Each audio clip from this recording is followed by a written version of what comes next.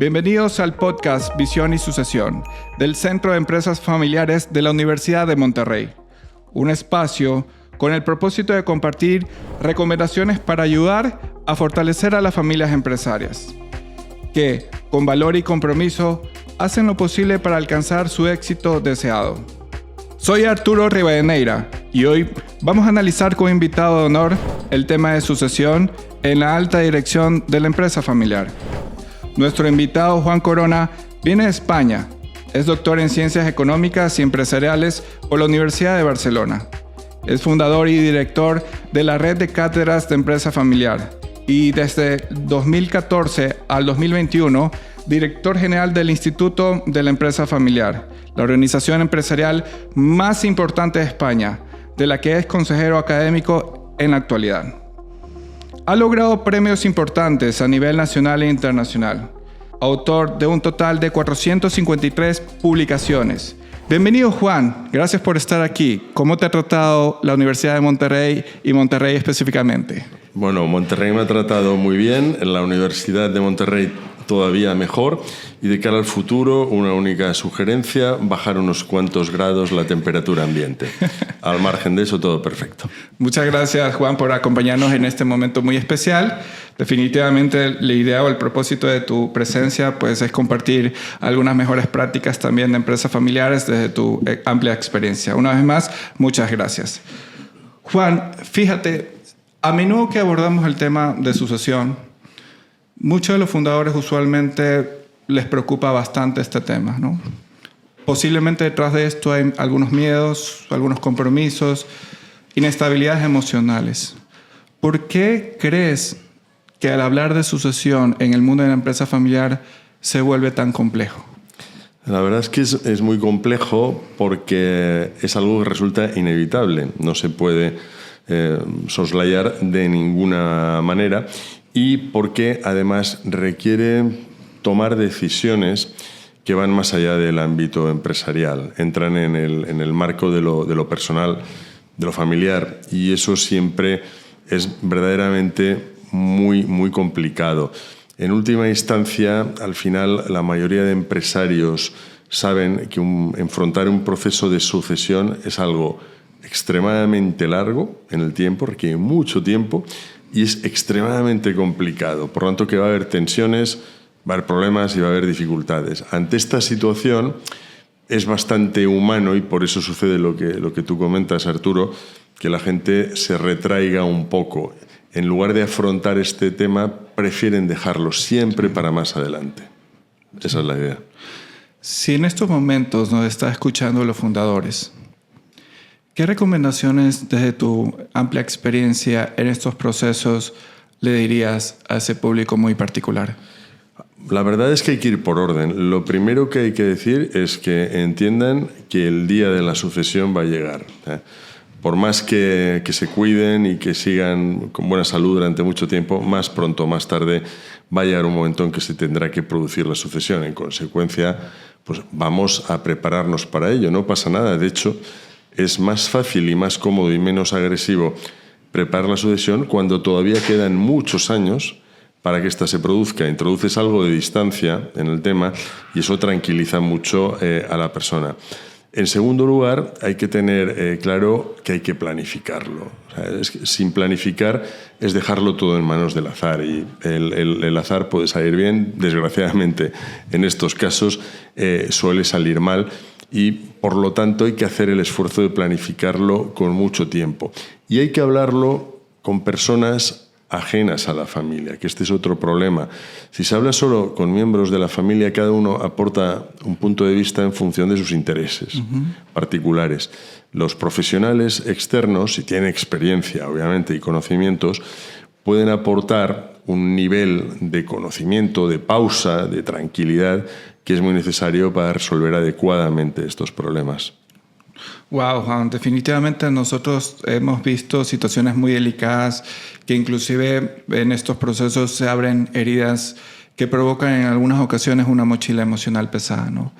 ¿Te ha tocado a ti en un proceso donde has tenido que palpar o una conversación con un fundador ante un momento de elegir un proceso de sucesión o elegir un candidato o candidata donde se ha dado cuenta de que de repente sus hijos no están todavía en la capacidad de afrontar ese reto y de repente el fundador dice, pues no sé cómo decirlo, o prefiero postergar esto para evitar susceptibilidades hacia los hijos? ¿Cómo reaccionarías tú si tuvieras también una conversación ante este evento, ¿no? La verdad es que, claro que pasa. Pasa casi siempre. Es lo más habitual. Y es enormemente difícil hablar con un padre haciéndole ver, por ejemplo, pues que sus hijos no están capacitados para un cargo. Pero, por otro lado, lo que un buen profesional no puede hacer es engañar. Sí. Y no puede decirle lo que no es cierto. ¿Cuál es la solución que hemos encontrado a este tema? Pues convencerle de que antes de que tenga que pasar este mal trago, proceda a, técnicamente diríamos, objetivizar el procedimiento. Es decir, quitarle el carácter personal, quitarle el carácter subjetivo. Delegar en un equipo, un grupo reducido de profesionales, la decisión, de manera que cuando llegue este momento tan temido que tú decías que haya que decirle a lo mejor a un hijo que no está capacitado, no sea una opinión personal, sino el resultado de un análisis técnico por parte de un grupo de especialistas que conocen su trabajo y saben cuáles son las conveniencias de la empresa. Wow. Juan, sabes que nosotros hemos también palpado escenarios donde se ha puesto en evidencia la expectativa muy fuerte de parte de la Next Gen para asumir ese cargo de autoridad, de liderazgo, de poder y de servicio, ¿no? Y en algún momento vemos una ruta de aprendizaje donde ese candidato o candidata ha tenido la oportunidad de querer formarse, dedicarle con mucha pasión, con mucha entrega, y en algunas ocasiones no somos los elegidos, ¿ok? Evidentemente, tras ese evento puede ocurrir muchas cosas. Puedo yo tomar la decisión de abandonar el barco, por llamarlo de esa forma. Puedo tomar la decisión de continuar y pues ser un segundo a bordo de repente. Entre esos escenarios, ¿tú cómo visualizarías de repente a una persona que se ha dedicado con mucho esfuerzo y de repente no es el elegido? Eso es lo peor que puede pasar, porque si uno se ha esforzado, al final tiene que entender que no cuenten con él. El problema es si una persona se le ha indicado ya desde muy temprana edad que es una persona adecuada, se ha formado, estudiado, ha hecho prácticas, pero a la hora de la verdad ser empresario requiere otras habilidades y no las tiene. Entonces, el shock es importante. De hecho, lo primero que yo diría es que la información esta persona la debe hacer algún profesional externo y no el familiar. Y en este caso, imaginemos que me toca a mí hacer esto. ¿Yo qué le diría? Bueno, lo primero que ha de entender, si quiere ser empresario y quiere dirigir una empresa, que la empresa es un proceso competitivo. Y en esta ocasión le ha tocado perder. No siempre tiene por qué ser así. Puede ser que alguna vez gane.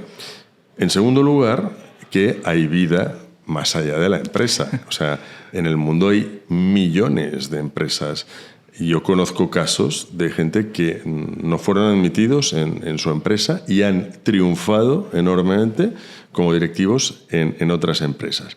Y tercero, por si esto no fuera suficiente, para que se quede más tranquilo, y es un hecho real que se puede volver a la empresa. Yo conozco casos de hijos que, por lo que sea, no fueron inicialmente aceptados en la empresa, tuvieron, como se dice coloquialmente, que buscarse la vida fuera, demostraron capacidad y a partir de ahí la empresa los volvió a llamar. Y normalmente, no 100% de los casos, vuelven.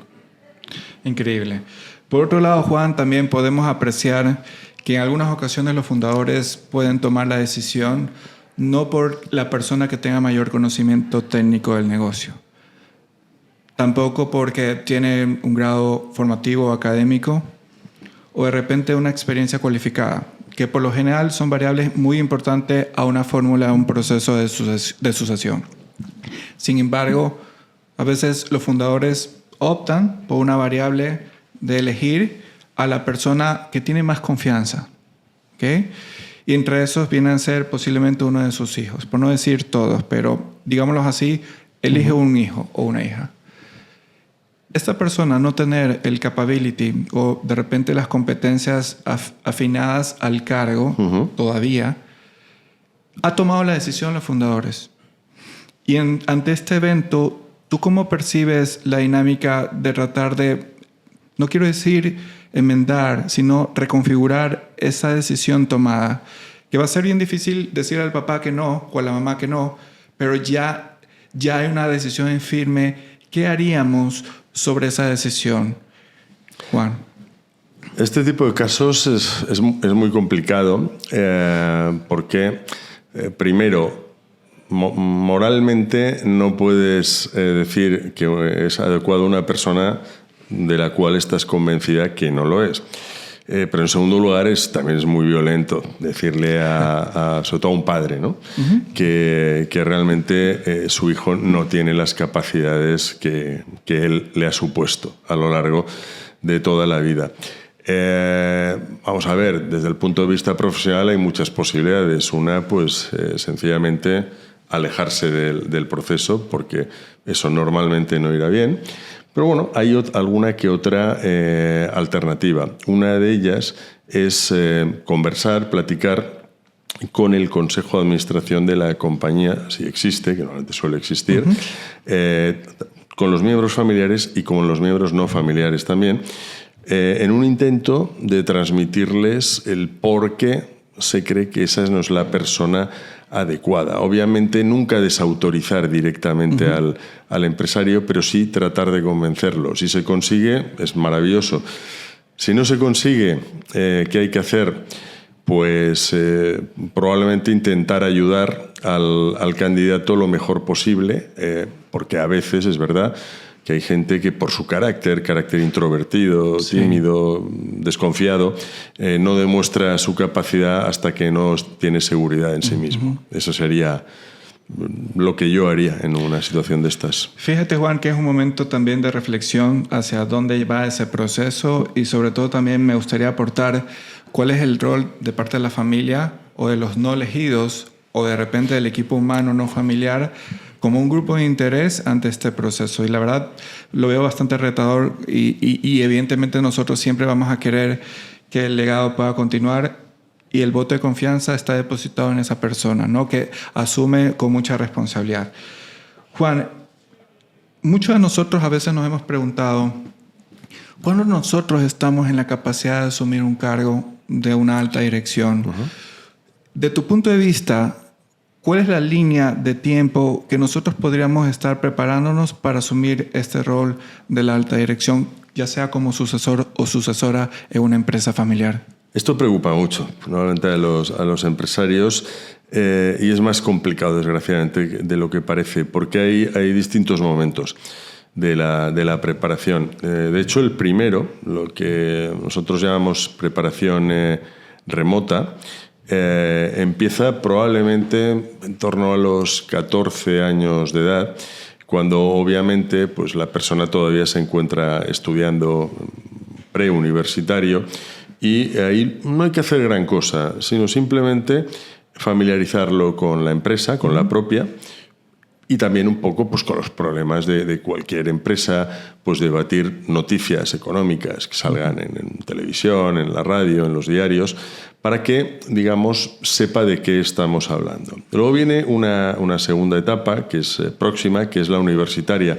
Obviamente las personas que tengamos claro que pueden desempeñar bien ese rol, lo lógico es que ya su programa formativo, su licenciatura, su maestría, su doctorado en su caso, sus posgrados, los hagan en esa dirección, en la dirección que conviene.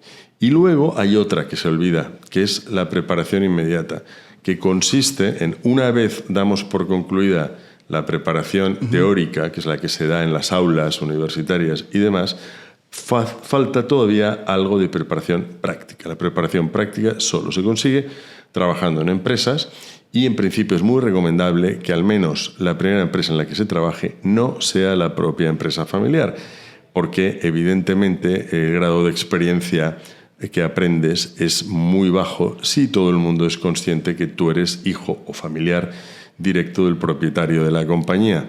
Hay que foguearse antes en terrenos ajenos para luego llegar con más moral, con más convencimiento, más confianza en ti mismo al desarrollo de la actividad en tu propia empresa. Wow. Juan, entonces lo que me estás comentando en esta idea de pensamiento es tener una línea de tiempo, el trabajar antes en otro negocio. De repente imaginemos, no sé, pues Juan, 2 años, 3 años, pero también hemos visto algunos casos donde ese candidato posible a en algún momento regresar a la compañía se enamoró de la otra compañía, ¿no? Y vemos ahí, sigue siendo una apuesta donde tú tienes que tomar una decisión de, ok, es una línea del tiempo de 2 años y luego regresas, pero ¿cómo jugamos con la dinámica de las preocupaciones a veces de que perdí a mi hijo porque pues una compañía le dio un sistema de remuneración más completo, instalaciones de alto nivel, etcétera? Es un poquito preocupante porque seguramente a veces tenemos miedo de dar ese primer paso. ¿Me explico, Juan? ¿Tú cómo lo ves en esa dinámica? Sí, eso sería un problema si no existe planificación previa. Si tú meramente le dices, hijo, ves a trabajar a otra empresa y en su momento ya te llamaré, a lo mejor cuando le llama no está interesado, pero buen punto. Si tú lo has planificado adecuadamente, ya le dices, hijo, sales hoy a trabajar en otra empresa y tenemos preparado un contrato para ti de dirección, contrato concreto, con datos, con remuneración, con cargo y demás, y con una fecha puesta, que es pues, dentro de 4 años, a 4 años vista. Eso cambia mucho porque, hombre, vamos a ver, si en la otra empresa te tratan extraordinariamente bien y es una empresa más importante que la tuya y te pagan mejor, igual te interesa quedarte. Pero a igualdad o casi igualdad de condiciones, normalmente hay un deseo humano de triunfar en tu propia casa. Y por lo tanto es muy factible que si se hace bien, al recibir la llamada, yo conozco muchos casos y en un porcentaje altísimo al recibir la llamada, vuelven, aunque sea incluso sacrificando ingresos y prestigio. ¿Y tú crees, Juan, desde esta iniciativa a una edad temprana, sí vale la pena invertir en eventos o algunas actividades que vayan contribuyendo con ese desarrollo?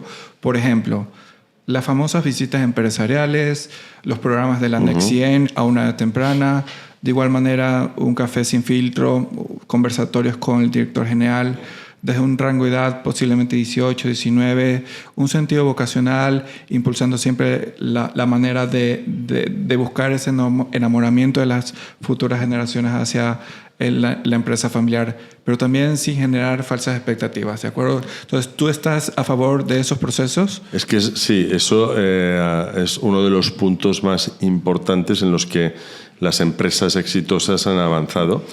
Que es sacrificar parte de tiempo, porque ahí tienen que estar desde la cúpula, desde el máximo responsable de la empresa, de sacrificar parte de su tiempo y algo de dinero, porque esto hay que organizarlo bien, para organizar reuniones familiares con una cierta regularidad. La mínima sería anual, al menos una al año. Quizás sería preferible todavía 2 al año. Esas reuniones, por cierto, hay que reunir a toda la familia, a toda, a los que ya están ahora, a los que se han retirado y a los que están por venir, porque precisamente el objetivo ahí no es empresarial, es simplemente conseguir que todo el mundo entienda que están en un proyecto común y que cada uno está llamado a hacer un rol. Está muy bien que vean los jóvenes que ahí, por ejemplo, está su padre, que es el presidente de la compañía, pero también está su abuelo, que fue presidente y ahora lo ha dejado de ser y no pasa nada y está apoyando y ayudando en lo que toque. Entonces, estas reuniones familiares, estas convivencias familiares, les llamamos nosotros, son muy importantes. Yo he ido a bastantes de estas, con reuniones de todo el grupo familiar. Entonces, lógicamente, hay momentos de trabajo, hay momentos de ocio. Lo que se intenta es que se vea la parte bonita que la tiene y positiva que tiene la empresa familiar. De acuerdo. Juan, también hemos reconocido mucho que las familias del siglo pasado son familias o han sido familias numerosas, ¿no? De repente papá, mamá, 10 hermanos y así, ¿no? Sí, sí. De repente en este siglo hay un cambio totalmente diferente, un cambio que vamos asimilando cada vez más por diversos factores. La familia va siendo muy reducida. Y en ese sentido también la naturaleza, ya no tenemos mucha capacidad de maniobra. El elegir a un próximo candidato o candidata siendo familiar específicamente a la segunda generación, ¿no?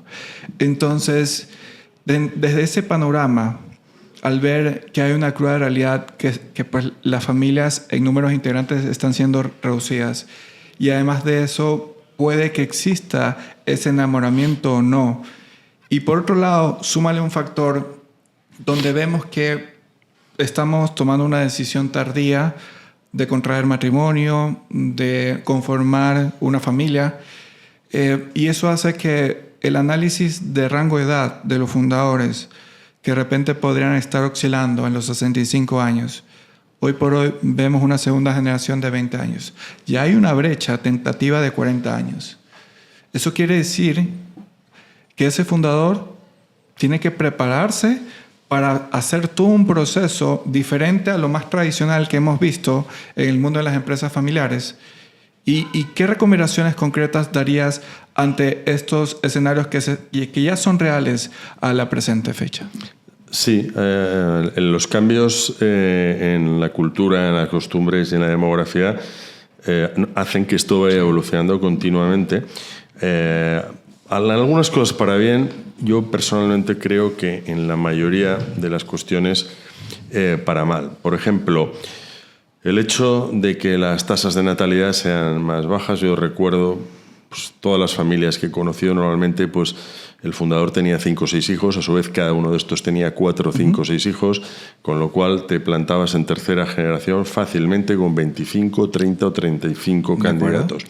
En estos momentos, en muchos países desarrollados del mundo, las tasas de natalidad están ligeramente por encima de 1. Es muy habitual ya el hijo único o como máximo 2 hijos. Esto, por un lado, curiosamente, resuelve un problema, que es el famoso problema de antes de la tercera generación, cuando se optaba por externalizar la dirección para evitar conflictos entre los muchísimos candidatos familiares que querían. Ahora ya no hay muchísimos candidatos familiares, hay poquísimos candidatos familiares. Esto es la parte buena. La mala, ¿cuál es? Es que si hay pocos y no tienen interés o no tienen capacidad, pues no tienes nada que hacer. Y eso es un problema real. El otro viene derivado de, como tú has llamado, la brecha. El hecho de que habitualmente hoy en día la gente tiende a ser padre a edades mucho más avanzadas que en la época de nuestros padres, donde lo lógico era con 20 y pocos años ya tener descendencia, y ahora muchas veces aguanta hasta los hombres hasta más de los 40 y las mujeres hasta los 40. Eso, claro, lo que hace es que realmente haya que cambiar el modelo de transición, porque con una diferencia de 20-25 años entre padre e hijo, es muy fácil decir, pues mira, cuando el padre tenga unos 65 años, el hijo tendrá unos 40, es un buen momento para hacer la transición. Pero ahora cuando el padre tiene 65 años, a lo mejor el hijo tiene 25. Y si la empresa es de un cierto tamaño, con 25 años, por muy inteligente que sea, es muy difícil gestionar una empresa. Entonces esto lo que puede obligar, que ya está pasando, es a alargar el periodo al frente de la empresa de los seniors, de los que nosotros consideramos los empresarios seniors. Entre otras cosas porque también su esperanza de vida es muy superior. Pero claro, al final, a partir de los 70-75 años, el rendimiento, sobre todo físico, no intelectual, de un empresario baja mucho, sobre todo si la empresa requiere viajar, coger aviones, reunirse muchas veces al día, levantarse muy pronto, muchas comidas y cenas de negocios, y eso va a generar un problema. Hay una opción intermedia que yo la suelo aconsejar, que es usar realmente lo que se llama el periodo de compartir el mando. Es decir, que cuando todavía el hijo es muy joven y el padre ya bastante mayor, empiecen a trabajar conjuntamente. De manera que el hijo puede llegar a una cierta madurez antes de lo que sería lógico. Pongamos con 30 años, el padre tiene 70, en ese momento el padre puede retirarse y el hijo pues tendrá una capacitación importante para llevar la empresa. Creo que esa es la única opción. Ahora, si siguen cambiando las costumbres y la evolución de la demografía, en el futuro habrá que darle una vuelta enorme a todo esto. Increíble, Juan. Definitivamente nosotros estamos conscientes que siempre va a haber algunas herramientas que hay que bajar. Hay que dialogar mucho con la familia, tomar buenas decisiones para evitar esa quiebra en los negocios familiares. Y una de las cosas que también, Juan, seguramente has podido apreciar en estos procesos es que dentro de las diferentes opciones que podamos llegar a tener, puede existir un familiar político, ¿no? Uh-huh. El famoso familiar político que pues también tiene buen background a nivel profesional, o de repente puede ser todo lo contrario, o la antítesis de un buen candidato, ¿no? Pero por confianza deciden colocar. ¿Cómo tú visualizas dentro de un proceso de sucesión? ¿Vale la pena que él esté o ella esté dentro de las opciones, o has visto que a nivel mundial sí hay una reflexión muy profunda de que, pues a pesar de que sea una persona muy inteligente, muy madura, un profesional de alto nivel, pues no lo queremos vincular para evitar esas emociones muy fuertes que pueden en algún momento desencadenar? ¿Cuál es tu visión de este tema? La verdad es que la teoría de la mayoría de especialistas y lo que hemos estado explicando durante años y años y años es que por prudencia es aconsejable separar a los familiares de los políticos del tronco de sangre de la familia, básicamente porque las estadísticas nos demuestran que el grado de divorcios, separaciones, segundos matrimonios, hijos adoptados y demás es enorme y complica mucho las cosas. Pero sucede, también hay que explicar una cosa. Y es que algunas de las empresas familiares más grandes que existen, el que las ha hecho grandes ha sido un familiar político. Con lo cual, yo no lo descartaría, pero ahí se debe dar una condición absolutamente imprescindible, y es que cuente con el apoyo de la familia. Uh-huh. Si la familia es inteligente y considera que un familiar político es la mejor opción y le apoyan y le ayudan, él se sentirá parte de la familia, dará lo mejor de sí y normalmente triunfará. O sea, yo no me negaría como principio, ¿no? Como principio, sobre todo, vamos a ver, no empezar a colocar a todos los familiares políticos en la empresa. Pero dices, no, es que hay uno especialmente bueno que podía ser el gran líder de la empresa. Vamos a consultar a la familia y si se ve que no hay ningún tipo de negativa muy fuerte, vamos a apostar por él. Increíble. Y Juan, imaginemos que de repente también estoy yo participando en un proceso de sucesión, ¿no? Es tu negocio familiar, tú eres el fundador, ya llevamos casi como 25 años en la línea del tiempo y tienes que tomar una decisión. Imaginemos que también están 4 o 5 candidatos postulando en este proceso y somos los preseleccionados, los candidatos que ya vamos a estar entre la posible terna, ¿no? Incluyéndome, Juan, así que no seas muy duro conmigo, ¿no? ¿Qué le ves dentro de tu ojo clínico y lo que has podido palpar mucho a nivel de las otras familias empresarias? ¿Qué características? ¿Debes ser una persona teórica, práctica? ¿Debe haber tenido un background? ¿Qué cualidades tú consideras que son importantes?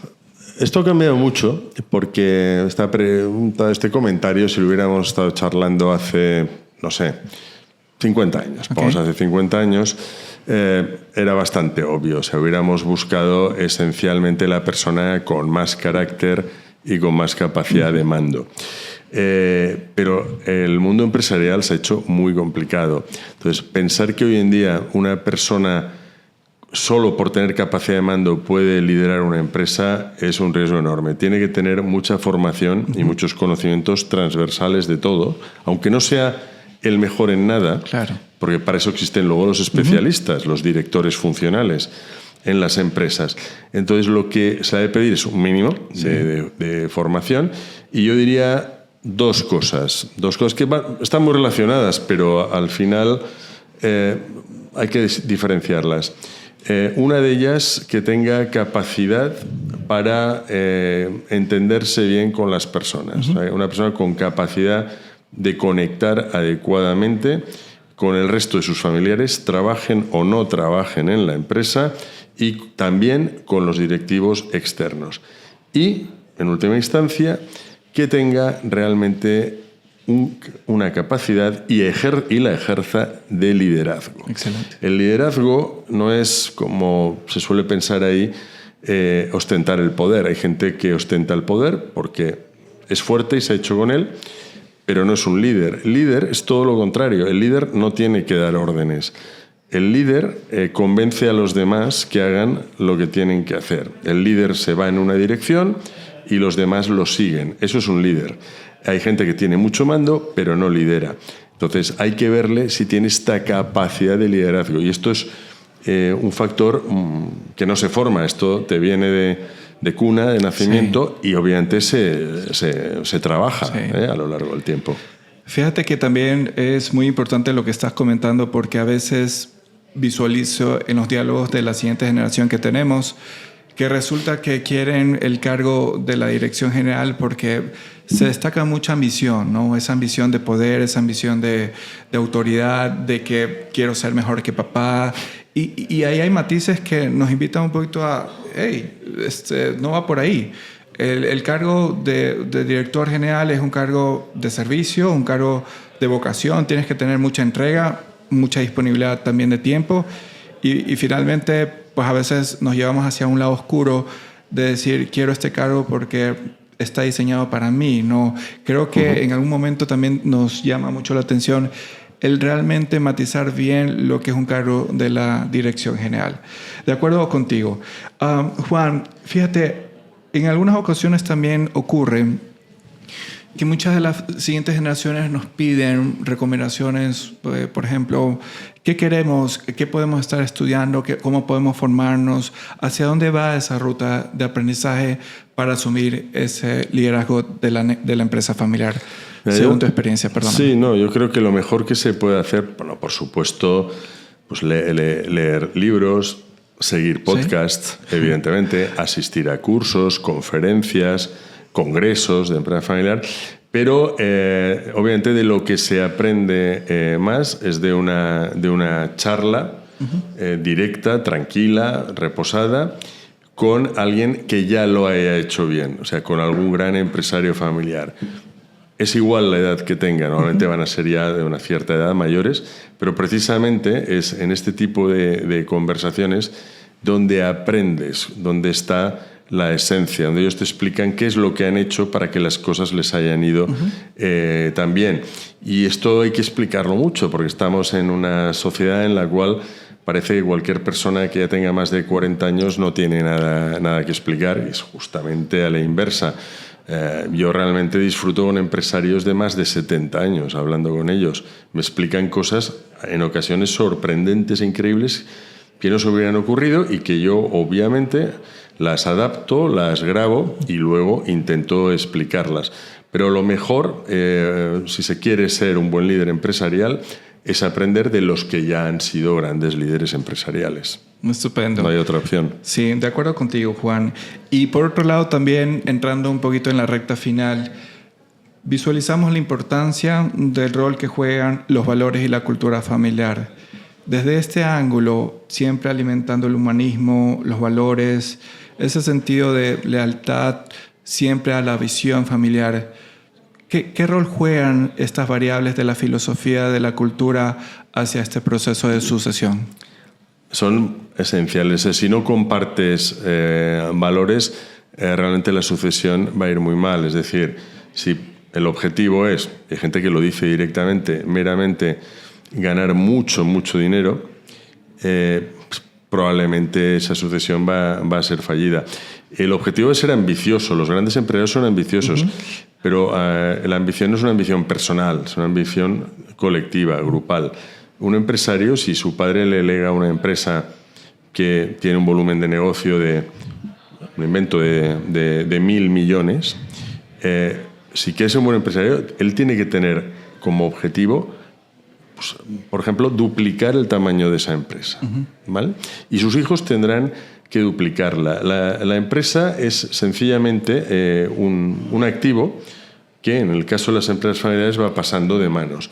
Entonces, el que la recibe, recordemos la parábola de los talentos de la Biblia, no puede decir, la he recibido y la he conservado igual. Eso es ser un mal empresario. La he recibido, mérito enorme de mis antecesores que me han dado esto tan grande. Mi responsabilidad es hacerlo más grande para dárselo a mi hijo, que tendrá a su vez la responsabilidad de seguir creciendo. O sea, la ambición ha de ser por hacer las cosas bien hechas, reputación y crecimiento. Si estos valores son compartidos, perfecto. Por eso en las empresas familiares se insiste tanto en el tema de los valores. Y por eso a mí me habrás leído miles de veces, yo siempre hablo de la importancia de los valores, porque ya sé que no es un argumento económico, pero es que es más importante, está detrás. Un buen profesional de las finanzas lo encontraremos y lo buscamos, no me preocupa. Pero una persona comprometida no es tan fácil de encontrar. De acuerdo contigo, Juan. Y una cruda realidad que también se hace presente en muchos escenarios de los negocios familiares es los padres o los fundadores buscan generar un mayor compromiso con las siguientes generaciones, ¿no? Y a veces puede que sea un reto, a veces pueden tener las cosas fáciles en ese sentido, de acuerdo a la cultura, de acuerdo a la comunicación, al tiempo de calidad. Desde tu experiencia, ¿cómo visualizas que yo pueda ir desarrollando un mayor compromiso con las futuras generaciones hacia el legado familiar? Es un ejemplo claro de algo que también hablamos mucho, siempre en empresa familiar, que es la generosidad del empresario. Yo conozco muchos casos de empresas familiares que la generación en la que está al mando actualmente, la más joven, siempre que hablas con ellos, siempre y en público y en privado hacen referencia a la generosidad de sus padres, que no solamente les dieron una buena educación, les implantaron valores, sino que además dedicaron parte de su tiempo a hacerles ver la importancia que tienen los factores humanos, y además que se retiraron a tiempo para darles ocasión de trabajarlo.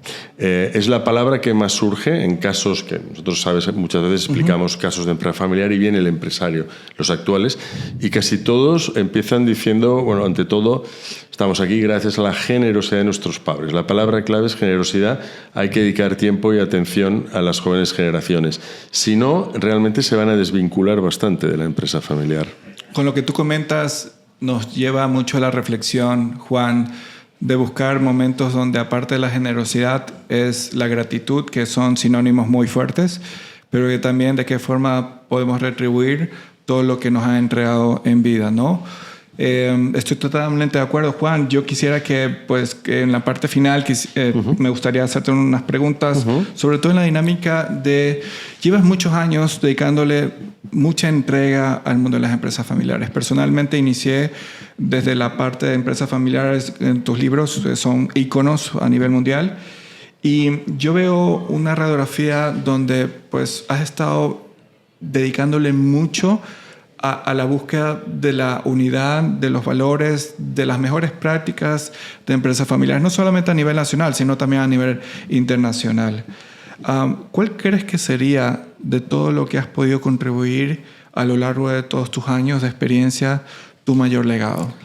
Bueno, es difícil, muy difícil, ¿no? Valorarse a sí mismo, porque al final se han hecho muchas cosas, es como los hijos, al final les tienes cariño a prácticamente todos. Yo creo que en empresa familiar yo realmente lo que puse mucho énfasis era en divulgarla al máximo. O sea, nosotros desde el Instituto de Empresa Familiar llegábamos a un grupo de empresas que eran las más importantes, las más grandes de España, lo cual estaba muy bien. Pero teníamos que ir más allá, más lejos, ¿no? Y para esto, decidí, con el apoyo siempre de la Junta Directiva y de los presidentes que tuve en el Instituto, ir por dos vías. Una, de hecho, la que me trae ahora aquí, que es la vía universitaria. Una manera de que esto lo sepa mucha gente es comunicarlo a los futuros profesionales que existen en estos momentos en formación. Por lo tanto, toda la labor de divulgación, no solo en licenciaturas o asignaturas regladas, esto que estamos haciendo ahora, por ejemplo, grabar un podcast, esto es divulgación, una entrevista en la radio. Yo nunca suelo decir que no cuando me piden una entrevista en radio, televisión, un periódico, prácticamente nunca digo que no, porque sé que alguien que no había pensado en el tema se lo va a leer. Sí. Y aunque solo sea una persona que gracias a eso pueda verdaderamente mejorar el funcionamiento de su empresa familiar, ya estoy contento. Y la segunda cuestión ha sido salir del marco estrictamente empresarial para convencer a la sociedad de que las empresas familiares son la base de la economía. Para esto hicimos un estudio pionero sobre empresa familiar en España y quizás como cosa concreta, el otro es muy importante, pero como cosa concreta, pues el estudio La empresa familiar en España del 2017 sea una de las cosas de las cuales más orgulloso me siento, no solo en mi actividad en empresa familiar, sino de mi actividad en el mundo de la universidad. Sí. Increíble. Juan, definitivamente, pues el mundo de las empresas familiares siempre va a haber una constante evolución y nosotros tenemos que prepararnos cada día, ¿no? Finalmente, quisiera ver si nos puedes estar ayudando con tu visión de hacia dónde van las mejores prácticas de empresas familiares. Y también, Juan, se vale, porque hemos escuchado donde comentan, Arturo, no es mejores prácticas de empresas familiares, simplemente es herramientas que nos pueden contribuir. Hay unas que funcionan, hay otras que no funcionan dependiendo del ecosistema o la arena empresarial. Pero fundamentalmente, ¿cuál es tu visión internacional? ¿Hacia dónde tenemos que preparar o hacia dónde van a ir encaminándose las prácticas de empresas de estructura familiar? A mí me gustaría empezar un poco dándole una vuelta a lo que tú has comentado. Y es que las empresas familiares, no había salido hasta ahora en nuestra conversación, no hay dos iguales. Por muy parecidas que no pensemos que son, no hay dos empresas familiares iguales. Esto hace, por lo tanto, que cosas que a mucha gente le encantarían, y me lo ha dicho, que es pues decir, no, ¿por qué no me das un libro donde me diga exactamente todo lo que tengo que hacer para triunfar? Es como los libros de autoayuda. Digo, eso no existe. Te voy a dar herramientas. Y lo que puedo hacer es, te doy las herramientas. Ojo, la herramienta a unos le habrá ido bien, a otros mal, y te doy algo más, que son las best practices, las buenas prácticas. ¿Qué quiere decir? En principio, el que ha aplicado esta herramienta así, normalmente le ha ido bien. Y el que ha hecho esto, normalmente le ha ido mal. Hay excepciones, como todo en la vida, ¿no? La excepción confirma la regla. Pero eso es así. Y luego, ¿hacia dónde van las empresas familiares? Pues yo lo tengo bastante claro. El mundo es muy complejo, muy complicado. Los temas familiares, como hemos dicho, cada vez están siendo más complicados. Y para que una empresa familiar perdure en el tiempo, tiene que tener todo este sistema de organización, de gobierno, relación familia-empresa, muy bien diseñado. Para hacer esto hace falta tener tiempo, dinero y rodearse de buenos profesionales. Y esto solo lo pueden hacer las empresas grandes. Por lo tanto, creo que va a haber cada vez una mayor concentración de empresas grandes y una desaparición de empresas pequeñas. Y mi consejo a todos los empresarios familiares, si me hubieras seguido los últimos 30 años, llevo diciéndolo, por favor, hagan más grande su empresa. Ya sé que va muy bien ahora, que es maravillosa, pero háganla más grande porque necesitan ser grandes para triunfar. Esto al final es la ley de la selva o del mar. El pez grande se come al pez chico. Eso es así y seguirá siendo así siempre. De acuerdo contigo, Juan. Juan, quiero agradecerte una vez más por todo lo que has podido contribuir con las prácticas de empresa de estructura familiar. Desde el Centro de Empresas Familiares de la UDEM hemos visto tu trabajo, tu trayectoria y realmente tu dedicación. Admiramos en todo sentido lo que has podido contribuir y te felicitamos porque, sin lugar a duda, siento personalmente que también has alcanzado el éxito y tu gran legado va a permanecer hacia la eternidad. Me gustaría también invitarte a algunas pequeñas palabras a todas las personas que nos están escuchando y que puedas también dar un último mensaje para que te sientas bastante cómodo también, ¿no? Muy bien, pues en mi caso, muchas gracias, Arturo, Centro de Empresas Familiares, y a la UDEM por invitarme. Estoy haciendo precisamente lo que he dicho que hay que hacer hace un rato, que es explicar, divulgar y poner una serie de cosas en conocimiento de la gente. Al margen de ello, tengo que decir que estoy encantado de estar en la UDEM, que espero y estoy seguro de que retornaré más adelante y que siempre que pueda ayudaros en algo, mi vocación, aparte de empresa familiar, desde muy pequeño ha sido la universidad. esa no me dejará nunca y por lo tanto siempre estaré dispuesto a ayudar a formar a los jóvenes, que es el mayor reto que me planteé desde que yo era joven. Por supuesto, Juan. Y también recalco que desde la UDEM tienes las puertas abiertas. Serás bienvenido. Muchas gracias. Y te vamos a invitar en otros espacios de calidad. Y muchas gracias una vez más por este espacio.